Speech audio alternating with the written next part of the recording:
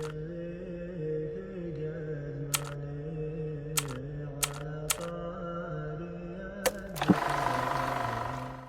the 19th year after the Hijrah, Umar dispatched an army to fight against the Byzantine. In it was Abdullah Ibn Hudaifah. News of the Muslim force reached the Byzantine emperor. He had heard of the Sahabah's sincerity of faith and their willingness to sacrifice their lives in the way of God and His Prophet.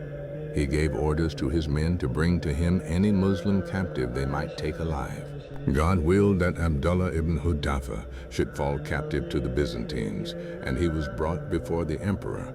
The emperor looked at Abdullah for a long time. Suddenly he said, "I shall make a proposal to you." "What is it?" asked Abdullah. "I suggest that you become a Christian. If you do this, you will be set free, and I shall grant you a safe refuge." Abdullah became furious. "Death is preferable to me 1,000 times to what you ask me to do." The king replied, "I see that you are a bold man. However, if you respond positively to what I propose to you, I will give you a share in my authority and swear you in as my aide."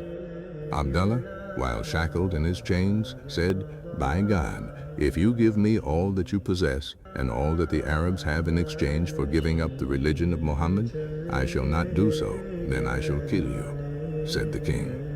"Do what you want," answered Abdullah.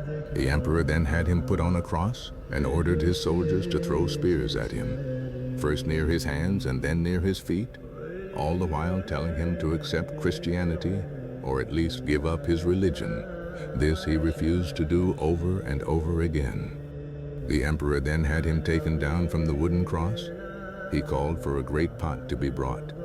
This was filled with oil, which was then heated under a fierce fire.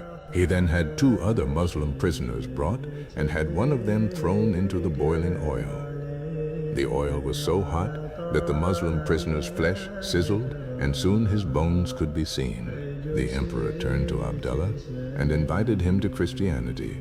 Nevertheless, he remained firm, and the emperor gave up trying. He then ordered that Abdullah too be thrown into the pot. As he was being taken away, Abdullah began to shed tears. The emperor thought that he had at last been broken and had him brought back to him. But again, Abdullah refused his call to Christianity. "Oh, damn you! Why did you weep then?" shouted the emperor. "I cried," said Abdullah, "because I said to myself, you will now be thrown into this pot and your soul will depart. What I really desired then was to have as many souls as the number of hairs on my body, and to have all of them thrown into this pot for the sake of God."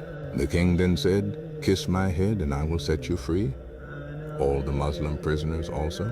asked Abdullah. The king agreed. Abdullah did so. On hearing this, Umar said, "Every Muslim has a duty to kiss the head of Abdullah, and I shall start."